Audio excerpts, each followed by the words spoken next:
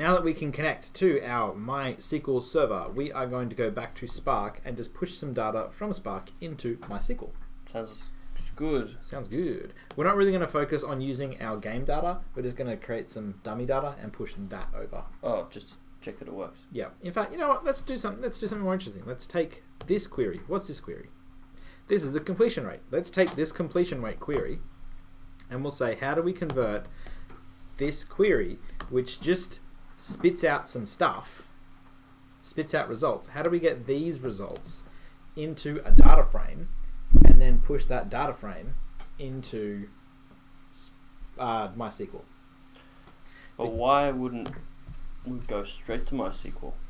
Well, let's look at this first. We'll come back to that question if that's cool. Yes. I promise you we will come back to that question. All right. First thing we're doing, yes, please do. The first thing we're doing is we're saying, hey, let's go ahead and load up all of our JSON data. And then let's make it so that we can work with it inside of SQL.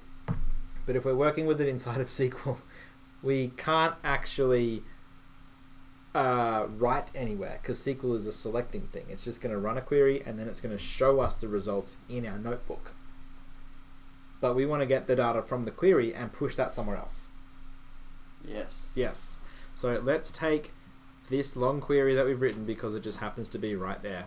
Even though I've just scrolled past everything else and lots of other queries. So to take this SQL and say, turn yourself into a data frame, all we have to do is val the df, let's get this data into MySQL and call that as spark.sql, open bracket, triple open quotes. I love that it's triple open quotes. Triple. Go to the very end of the query and put triple close quote close bracket. And now we run this and it goes, hey, no troubles at all. I will create this thing called df, let's get this data into MySQL, and I will create a data frame. And you go, cool, what's in the data frame? So to get the access to the data frame, we take the data frame name, come to the end of the query, display. And holy McDougals, it's the same data that we had before. Cool. Yeah, so wonderful. I like that. The reason we have to use triple quotes is because it says, let me write SQL and let me push that SQL over multiple lines. If you use single quotes, then it's even though it goes, oh yeah, I'm cool with that, this looks all blue because it's inside of quotes, when you try and run it, it'll throw an error here and going, whoa, what is this single quote thing here you've got going? It doesn't know how to deal with the quotes inside of the quotes. So putting triple quotes says, oh, use it properly and let me go multi-line. 1, 2, 3, and as soon as you type in 3, it goes, I'll auto-complete for you and give you another 3, which is a bit annoying but handy in the case that it does it other times, depending on context, I guess. Okay, so now we've got this data frame that we can do stuff with. So let's take that data frame and do stuff with it. Let's go. What am I looking for here? I'm looking for markdown, and I want to put whoops, write data to MySQL. Yes. Boom. So to do this, we need to create our connection. And to create a connection, we need a bunch of things. So let's say, set up MySQL connection. You know what? Let's call it MySQL connection variables. And we need a few in this one. We need val, we'll call this JDBC username for, what does JDBC stand for? Java database connection. Connection, yes. Thank you. I was thinking, I can't remember off the top of my head. Okay, so we'll set up all the variable names that we need and then we'll populate them. We need a few. We're going to need the password. And then the place. The host name. Host, yeah. The port. Yep. The database name. And the... Oh, you put some stuff on the wrong line. Sorry? What about it? Equals. Oh, right. Cool. Thank you. Yep. Boom, boom. And our URL. our URL was actually going to be a concatenation of lots of other things together. So let's do this one. We want S for a string literal. No, not S, string literal. String interpolation. Yes, string interpolation. Thank you, Nick. JDBC. That one. Colon. Doing really well here. It is nearly lunchtime, Nick. It is. MySQL : forward $, open close. We want to have the host name. Mm-hmm. Then we want to have another colon, and then we want to put the port, which is that JDBC port / $JDBC database JDBC database. And how do we do the name? Question open this one. JDBC. Hang on, what am I doing here? Well, no. It's quest. So it's a query string. So you Yeah. user or username. User equal to JDBC username and password equal to $, brackets JDBC password. Very secure. Oh yeah, we are just going to store stuff straight into this. Val.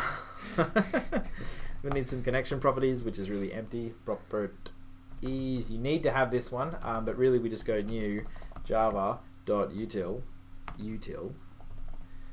properties. What's that? If you wanted to have some custom things, you would put them in here, but we have nothing. Okay. Okay, cool. So let's. Do you mean like post properties? You know what? I actually don't need to use any inside of this, and I've never had to use any for this. Fair enough. Yeah. Alright, cool. Catching me completely off guard. Maybe if you want to change the port or something. Cool, No, but you put the port there, I guess. Let's populate these variables. Username. Sweeter beans. Sweeter beans. Wait, yeah, gimme. There we go. And the awesomely cool password. And the host name is, we're going to steal that from the AWS console, which I have right here. Copy. Nice. Paste. The port was 3306 and the database is Unity Analytics, and I can't remember the casing of it, so I'm going to come back here and go Unity Analytics, that one there. And then we're not done, but let's run this one.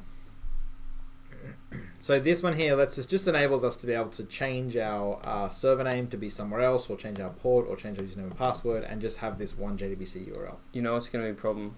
What's going to be a problem? Probably the password. Why? Because it's a It's got string. an and in it, doesn't it? Yeah. Ah, no. Yeah, we'll deal with that in a second. Alright. Let's finish this part here off, and then we'll change the password. Yep. Alright, so now we come to the next part, which is going to be import java.sql.driver manager. This gives us ability to talk to the JDBC driver so that we can write to MySQL. Cool. Let me say val connection is equal to driver manager.get connection.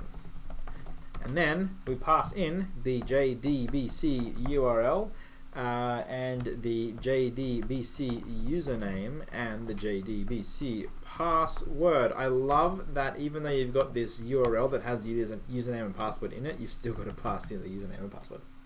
That can't be right. Don't ask questions. You just have to do it. That's... Well, the connection says I must have these parameters passed into me. Yeah, but why would the URL need the user thing anyway? That's really insecure. No, I've never actually tried taking it out of there before, so let's find out. Because it's like... Because imagine you're like monitoring the traffic over the internet. Even if you got HTTPS, you'll see the username and password in the URL. Yes. Yeah. It's really good. Let's move on. Anyway. Thank you for pointing out the security flaws, Nick. Keep doing it. Alright. I don't have answers for that. Let's just move on. That's fine. I like just moving on. Yeah. very horrible at that. So now we have our connection, and to test that our connection works, we can put in here connection dot is open. No, open. Oh. Is it open? I can't remember. I'm trying to do it off the top of my head. No. Why don't you like JDBC? Capital URL. Yeah. No, it's not open. Maybe it is closed. What? False. Hooray! So that means it's open. That means it connected and said, "Hey, are you open?" No. No. Is open. Try that one. No, it's not. Is closed. Says false. So it's open. Yeah, good point. Is closed. Let's run a close on it. Okay. Okay. Alright. We're just testing that it can talk to the server. Say, hey, can you talk to the server? It goes, yes. Cool. But you are right. Those variables are interesting names. So let's go ahead and write something out now. So let's take, we have our, up here, our df, let's get this data into MySQL. I love how easy this part is. We just go, let's get this data into MySQL dot write. What? Oh, cool. Yeah, you don't need, we didn't talk about this one. Scala doesn't, we're back in Scala now, by the way, because we haven't switched to SQL. Our notebook was set to Scala. You don't need line endings. Oh, yeah, right. Okay, Okay, cool. So you can just write things out like this. Write dot mode is going to be save mode dot overwrite. Have to pass in an option here. Well, no, we don't need an option because we're not doing anything. So then we go JDBC is going to be JDBC URL all capitals, and the table name that we're going to write to is going to be called cool table. Should we write cool table? I like cool table. I do want to have a cool table, and then we use connection properties. I like cool table. Connection properties. So this part here was just testing, are we actually able to connect to the server from where we are? We don't need this at all. Okay. Alright. Sorry, I didn't mention that part when we were doing that, did I? I was a bit confused, but it's all good. Cool. So run this one. I thought I just deleted you. I did just delete you. There we go. Now it's gone. And then we go, right. What? Oh, no! Access denied for sweeter beans. Oh, well, probably because... Sorry. That's why you need the password, because we're not actually using the normal connection. Correctly. Okay. Correct. Possibly because of this, and we're going through a HTTP query, or the GET type query, and it's going, hey, I have an AND, so therefore the AND is saying I'm a new thing. So let's change the password. Yeah. Let's change the password to be that. I wonder if the exclamation mark will even be annoying. Let's find out. We'll see. Users and privileges. Okay, so I'm back in MySQL workbench. I'm going to user sweeter beans. I'm going to go to the login and change the password. And it's still strong. What are you waiting? Oh, did you copy it? Yeah. Oh, good. Okay. Apply. I'm going to paste that password back in here in Notepad, just so I have the notes. Cool. Okay, cool. Oh, you didn't see me copy it? No. Sorry. Anyway, it's all good. And then we will come back into Spark and try and write it again. Work. It's doing stuff. It's done it. That was quick. So there's no result set returned because there was nothing to return. It just said go and write it out. What do the Spark jobs look like? Spark jobs. Job 1 is go ahead and... What about the cool? The cool... I'm at step 1. Alright. I'm at step 1. This was go ahead and query the data. This one here was write the data. Let's check that right. I think it was anyway. Let's have a look. Oh, whole stage code gen. No, it wasn't. It was... This is the same data set as back here. You had 6 Spark jobs to pull it off. Okay, so it was query it, form the data set, and then skip, so it didn't need all those things. And then the right one was, well, I'm just going to query the data set and get it for you. Guess it doesn't actually have a job showing for writing out. Weird Stuff. Yeah, let's check if it worked. I've never really looked at that part before. This video, you're making me realise things that I don't know. Well, you've been teaching doing that for me the whole the whole thing. So to run queries inside of this one, it is Control Enter. No database. Okay, so this is fun. No database selected. But if we come here to Unity Analytics and we go, where is my table? I can't expand it. You've got this refresh icon right here. So refresh that one, and it'll go, oh, I've got a table now, and I've got a table called Cool Tables, but we can't query it because we've just connected this query window to the server, not to a database.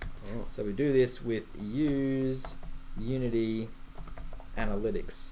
And if we try and run this, it's going to error at me because it says I'm trying to do all of this as one single query. So we need to finish off the query with a semicolon at the end. So see when we put that, get rid of that semicolon, select is red, get rid of that and run it. Okay. Then come back inside the semicolon area, so the use analytics, and run it. Now Unity Analytics is bold. It says this is what you are currently connected to. So now we can do our select star from Cool Table, and we have some results. Whoa! Hooray! What are you owing at? Like, whoa! It's actually working. That was fast. The query was fast. The query was 0.172. Now this query here, this duration fetch, is a weird one. It says duration fetch. It's not the duration that how long it took to run on the server. It's how long it took for you to run it and get the results back. Oh, so it could even, it's actually much shorter than that. But from the actual server's perspective, yes, it's much faster. From us running it here, we're getting it all the way from America. Yep. Which is pretty amazing. It is amazing. Technology is cool. Yeah. Okay, so that's going to finish off this video. Cool. In the next one, we will start looking at getting our data out of Spark into the format that we want it to be so that we can visualize our data inside of Unity. Cool. Nearly done the full loop. Sounds good. Awesome. See you guys in the next video. See you later.